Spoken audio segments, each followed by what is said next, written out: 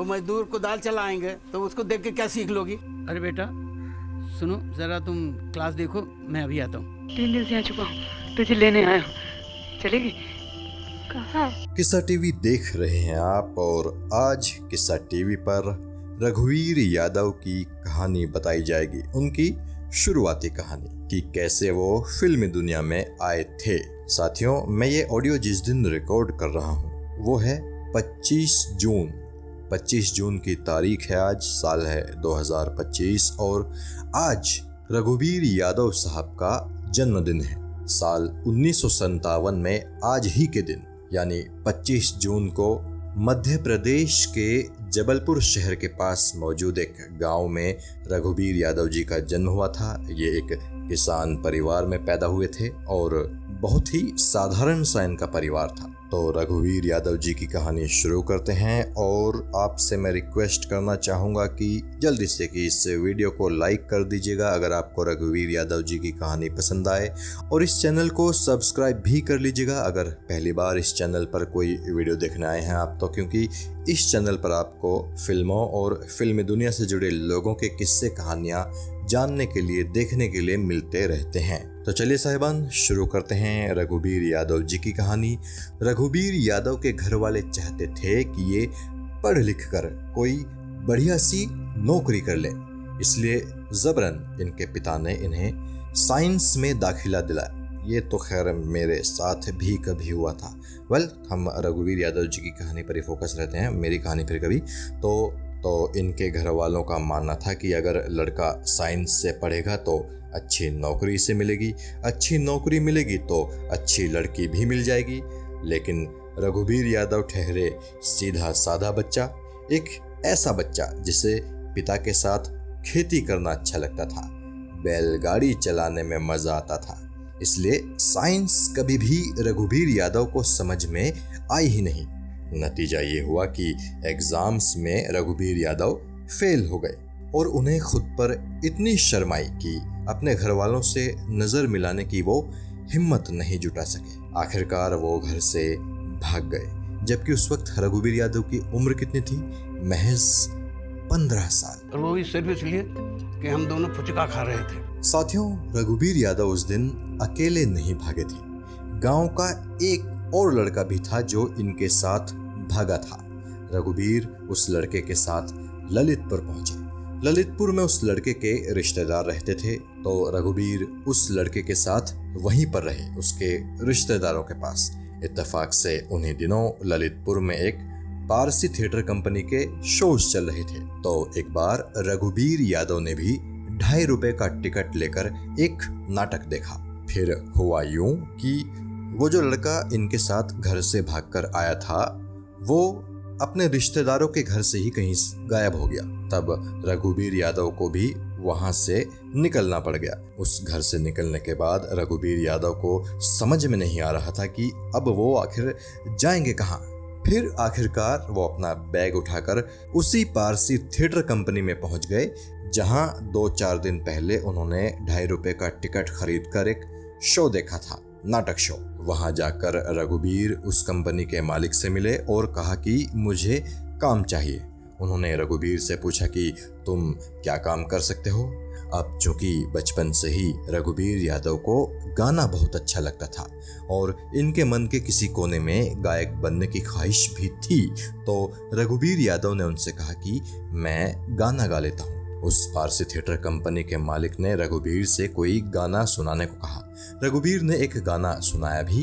वो गाना सुनने के बाद उस थिएटर कंपनी के मालिक इनसे बोले कि भाई तुम गाते तो बहुत अच्छा हो, लेकिन तुम्हारा तलफ्फुज़ तो बहुत ज़्यादा ख़राब है। अब रघुवीर यादव उस वक्त बच्चे थे, एकदम नादान, एकदम अबोध, तो उन्हें लगा कि तलफ्फुज़ कोई तबले से जुड़ी हुई चीज़ होगी, इसलिए वो बोले कि अगर मैं तबले पर गाऊंगा तो सही गा लूंगा। रघुवीर की ये बात सुनकर थिएटर कंपनी के मालिक और जो भी लोग वहां पर उस वक्त बैठे थे उन सबकी हंसी छूट गई। रघुवीर को एहसास हो गया कि उन्होंने कोई बेवकूफाना बात कह दी है। तब थिएटर मालिक ने रघुवीर जी को बताया कि तलफ्फुज़ का मतलब होता है उच्चारण। यहाँ मटर से फुर्सत नहीं, कल क्या बना है? मटर। परसों क्या बना था? मटर। अब क्या बनेगा? मटर। रघुबीर ने थिएटर कंपनी के मालिक से गुजारिश की कि मुझे काम पर रख लीजिए, मैं पूरी मेहनत से काम करूंगा। उस मालिक ने रघुबीर पर तरस खाकर 2.5 रुपए रोज के हिसाब से इन्हें काम पर रख लिया।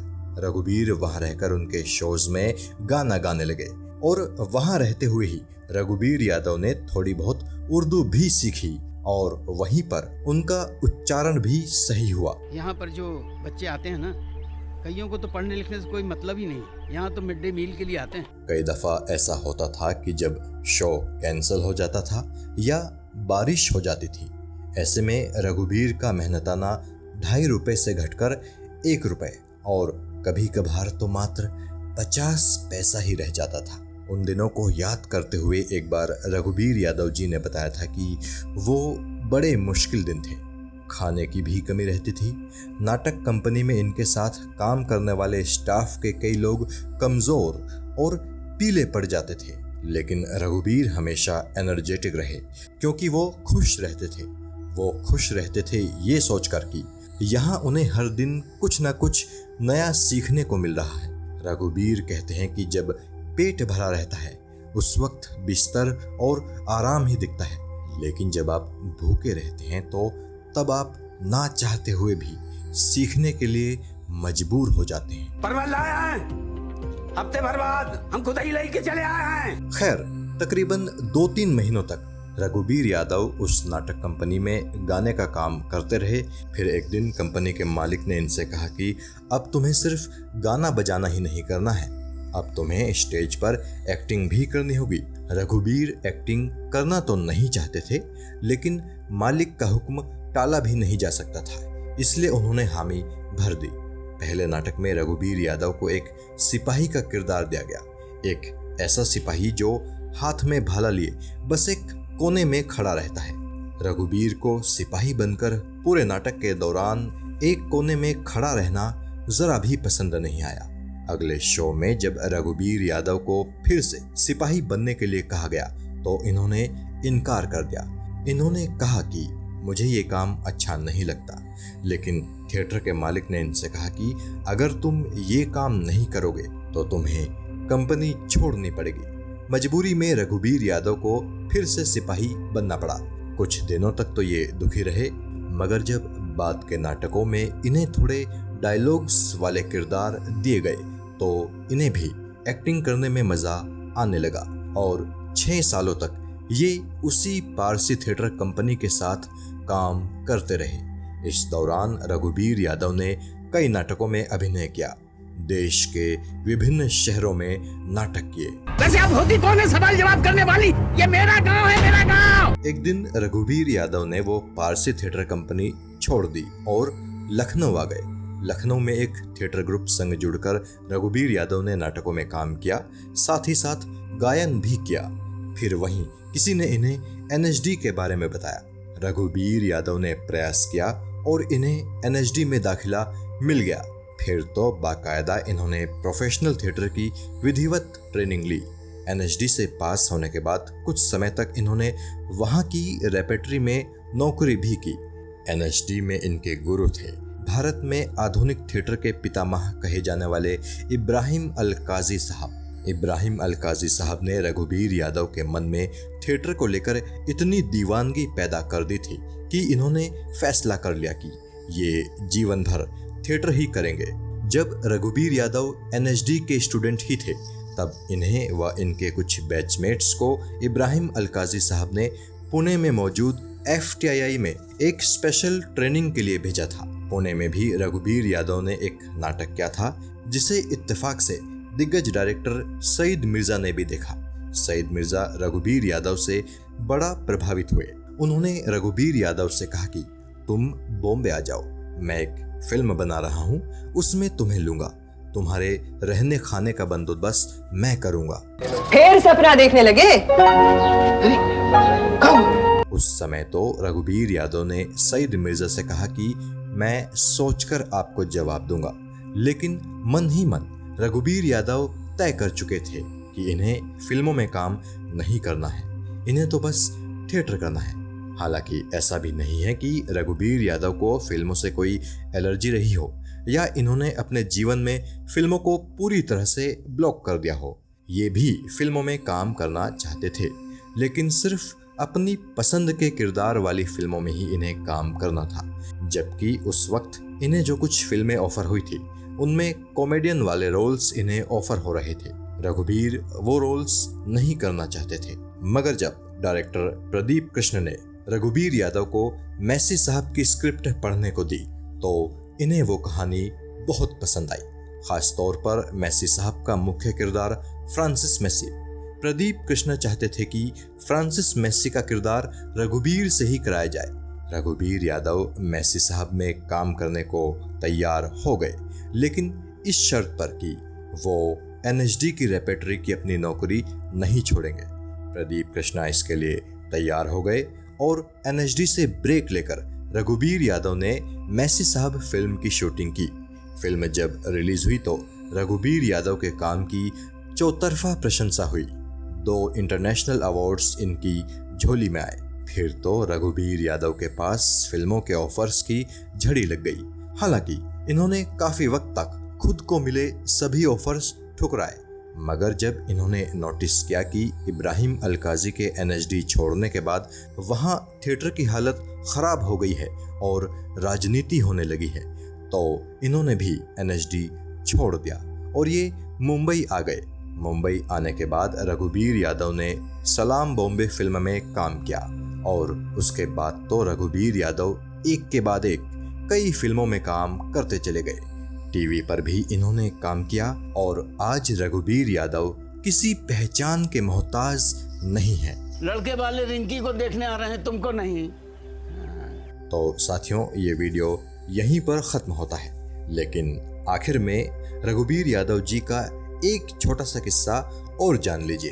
ये किस्सा भी आपको पसंद आएगा। तो हुआ क्या कि जब रघुबीर यादव घर से भागे थे तो 6 महीने बाद ये अपने घर की तरफ लौटे थे। घर पहुंचने से पहले ये अपने इलाके की एक मशहूर पान की दुकान पर रुक गए। वहां इनके एक चचेरे भाई ने इन्हें देख लिया और इन्हें देखकर वो इनका मजाक उड़ाने लगा। वो बोला, ओ तो तुम वापस आ गए। मुझे तो लगा था कि अब तुम्हें दोबारा किसी फिल्म में लक्ष्मी टॉकीज में देखूंगा। साथियों, लक्ष्मी टॉकीज उस इलाके में मौजूद एक सिनेमा घर था जहां रघुबीर यादव जी का घर हुआ करता था। अपने चचेरे भाई द्वारा खुद का मजाक उड़ाना रघुबीर यादव को बहुत बुरा लगा। वो अपने घर गए ही नहीं, उसी पान की दुकान से वापस ललितपुर आ गए। और जानते हैं फिर रघुबीर यादव वापस अपने घर कब लौटे? पूरे 20 साल बाद, तब जब इनकी फिल्म मैसी साहब रिलीज हो चुकी थी और इन्हें 2 इंटरनेशनल फिल्म अवार्ड्स मिल चुके थे। कहाँ तो एक वक्त वो था जब इनके रिश्तेदार इनके पिता से कहते थे कि देखना अब वो कोई चोर बनकर घर लौटेगा, और कहाँ अब 20 साल बाद वही लोग कहने लगे थे कि हम तो पहले ही कहते थे कि रघुबीर कुछ बनकर ही गांव वापस लौटेगा। पर साहब, ये तो सब रोड के लिए है साहब, the road of mister Adam, north Sheopur road साहब। तो साथियों, ये थी रघुबीर यादव जी की कहानी। यहाँ पर अब फाइनली खत्म हो रही है। उम्मीद है ये कहानी आपको पसंद आई होगी। पसंद आई हो तो इस वीडियो को लाइक प्लीज जरूर कर दीजिएगा और ऐसे ही वीडियोस या किस्से कहानियाँ आगे भी देखते सुनते रहने के लिए मेरे चैनल किस्सा टीवी को सब्सक्राइब ज़रूर कीजिएगा। जल्द मिलेंगे किसी और किस्से के साथ, तब तक के लिए जय हिंद।